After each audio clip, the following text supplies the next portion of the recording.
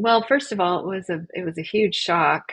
Uh, I was leading a really healthy lifestyle, practicing yoga, meditation, vegetarian.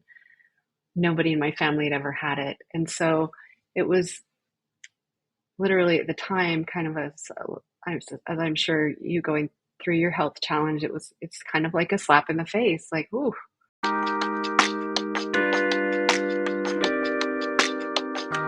Hi Sandra. Thanks for joining us. Um, how are you? Good. How are you? I'm well. So the purpose of the podcast is to inspire people from the stories that we tell that we the stories based on the experiences that we've had, mostly adversities. Mhm. Um, and I understand that I understand you've had adversities. Can you tell us a little about that? Sure. Um, well, let's see. In 2016, I survived breast cancer. I had to have a full mastectomy and reconstruction. That was a huge adversity. Um, that's when I write about in my book. Um, I I think I've had a lot of different adversities, and I think sometimes people that I've met think that life shouldn't have adversities, and in my experience, growing through them is how I've become um, um, just a more holistic person who has more to offer, more love, more gratitude, more acceptance for others because I've lived through the things that were really difficult. Yeah, I mean, I myself, in 2021, this was during the pandemic. I had a stroke, and so I can relate to a medical issues. How did you get through it? Well, I'll share my story. So I Okay. was yeah. So I was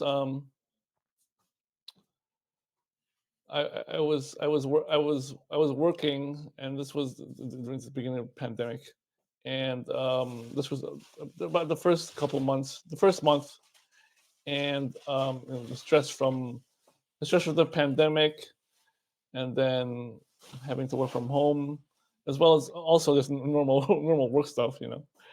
So the compounded, and then Mhm. then I had stroke, and um, I tell you, I couldn't have made it without my family, um, and, uh, and my faith. But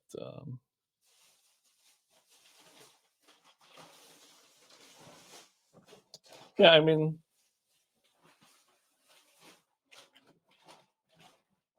for me personally,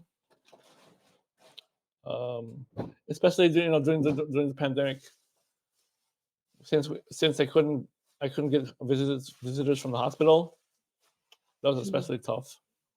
Mhm. So that's why I kind of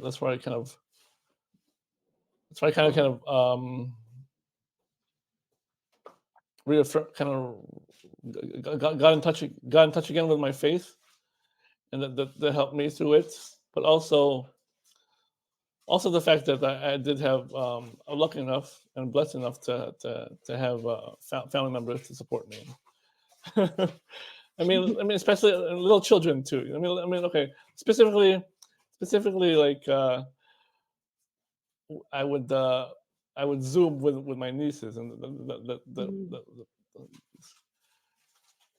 even just 5 minutes with them just cheered me up for the whole day, or even for the whole week. Little things like that. Mhm. But um, yeah, I'm getting ahead of myself. But how about you? How did you get through if without, whatever you're comfortable sharing. I know you got Uh, deep really fast, but whatever you're comfortable sharing.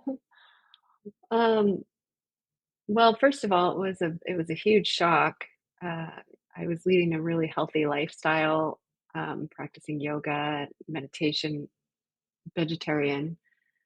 Nobody in my family had ever had it, and so it was literally at the time kind of as I'm sure you going through your health challenge, it's kind of like a slap in the face, like, ooh. Um, but how I got through it was definitely my family, my mother, she came, she stayed with me. My husband was there for me, and my teachers. Um, I'm in a yoga tradition, and my teachers were very active at that time, making sure I was okay. And my kids, they were there for me, just having them, you know. And I got a lot of cards and support, like, "You can do this. It's going to be okay." Um, just a lot of love, as I'm sure you did too, from many directions.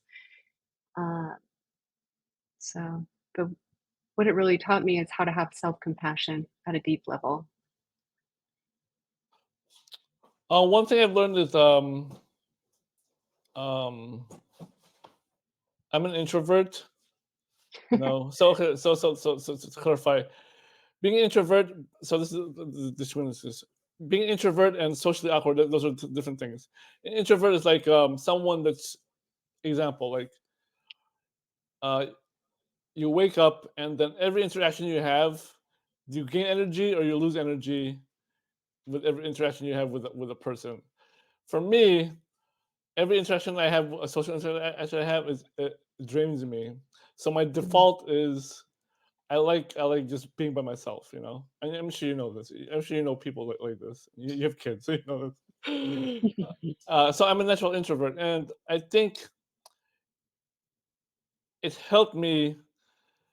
It helped me kind of navigate this because I naturally just like being by myself. So eh, it helped me. Are you an introvert or an extrovert?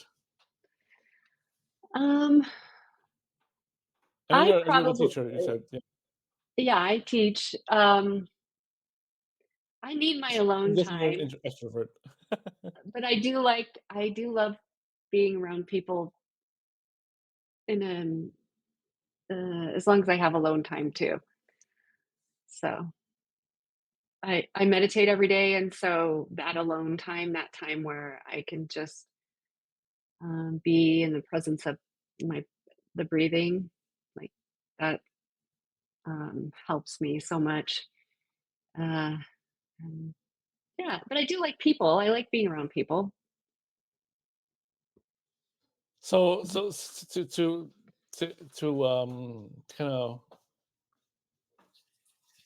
To kind of stay with that. What sort of practices? So how long was your medical condition? Mine was 2 years. How long was yours? 2 years is about what it took. Yeah. Um, 5 years of medication. I didn't have to go through chemo because of the type of cancer I had, but uh, I still had a lot of reconstruction. And then I went through all of that. And then in 2019, I had to have another surgery for a um, different problem. So um, Yeah, health I've health had things are a lot. Go ahead. I can relate, sister. I can relate, sister. I mean, I've had like 4 or 5 brain surgeries. So yeah, Yeah, yeah. it's a lot. um, And yeah, when I went through it and I got done with the 2 surgeries after the breast cancer, I'm like, "I'll never have surgery again." And it's like, sometimes you just don't get to decide those things. no, you can't. No, you can't So, get inside. No, nope.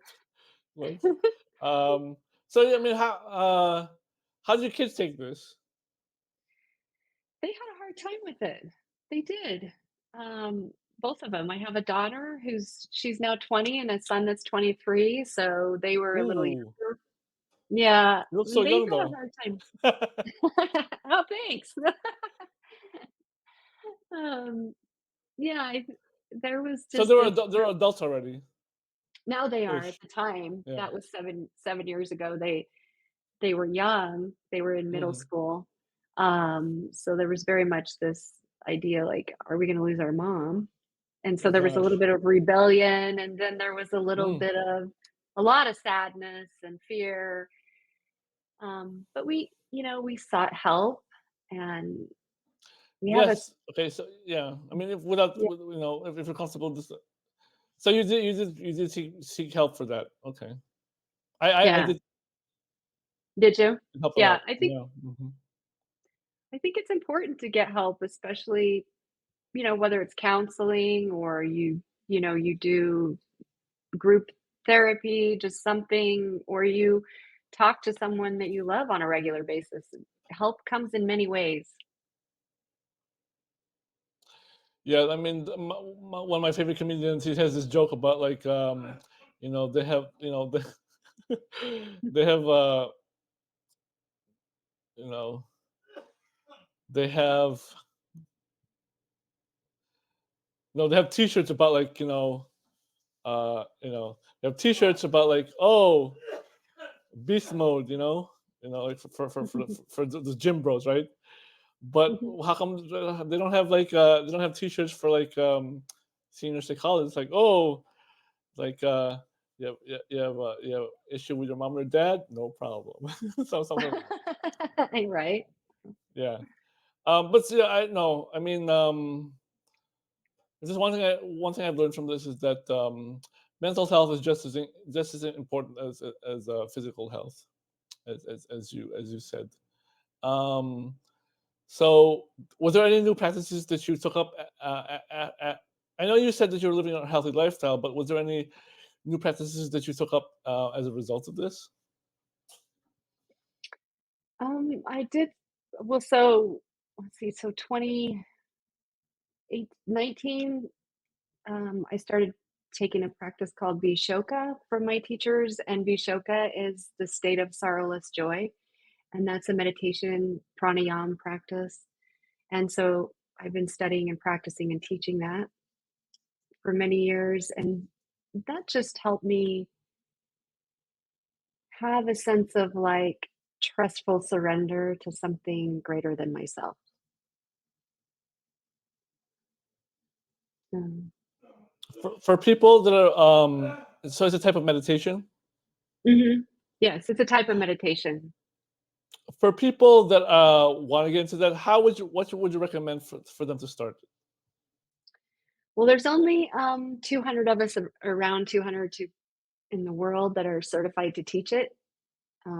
It's a long study of practice, and so I am certified to teach and be able to take people through that process, which it can be taught in a couple of different formats. But I would say seek a teacher. um, so that's what I did, and it works. It works for me. It worked for many of my students. Have had great results with just being able to calm their mind and body, and that's regardless of whatever's going on in their life, happy or sad, health or sickness, you know, divorce or marriage, you know, all of the many things that we go through in life. So, we briefly discussed about your Divine Times newsletter. Did you start that from as a result of this, or tell us more about that? Yeah, I did. I wrote a book called the Four Attitudes: The Alchemy of an Open Heart and a Calm Mind, and that's all about the attitudes. And then I wanted to be able to give people something that they could kind of just read bite-sized chunks for mindfulness, meditation, healthy living, um, creating more joy in their life. And so my newsletter is that comes twice a week, Mondays and Thursdays. Um, it's just curated content for people who are looking for just a way to kind of plug in. So And I'll add all of the information in the description for this pod. Um, do you have a community? You said you said that you attend yoga classes. do you have a community online or in real life? Do you go to regularly? Yeah, the Himalayan Institute, which is in the Poconos, that's where I study, but I also teach online as well myself, and I have students here, really in all over the country. Um, but yeah, my that's where I usually go. I also go to India and do sadhana, which means practice. I usually do that every year with a group of people that I've known for 17 years.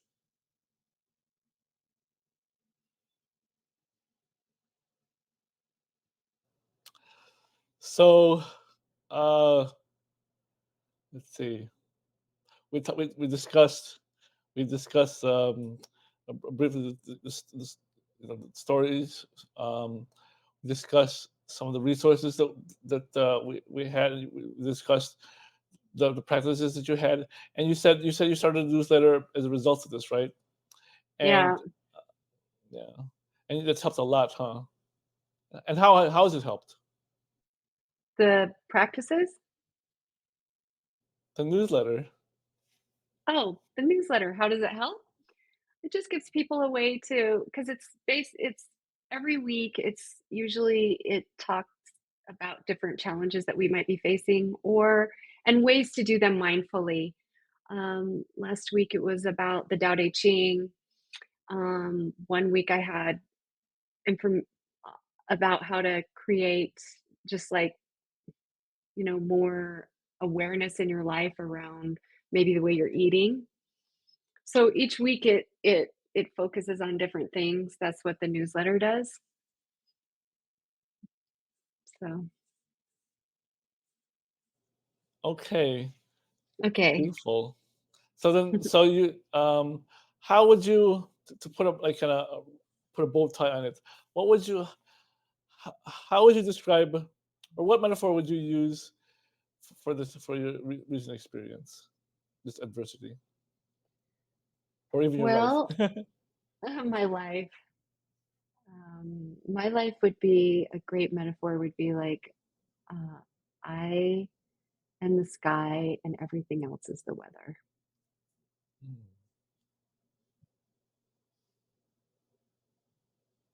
Hmm. So it's beautiful. So then the sky. I mean, there's gonna be storms, and there's gonna be sunshine, but no matter what, you're always gonna be there. You're always the sky, just open and aware. You're just awareness, and the weather comes in and moves through. That life moves through, however it plays its beautiful dance through through your body and mind. I love that. Thanks for joining us, Sandra. Thank you.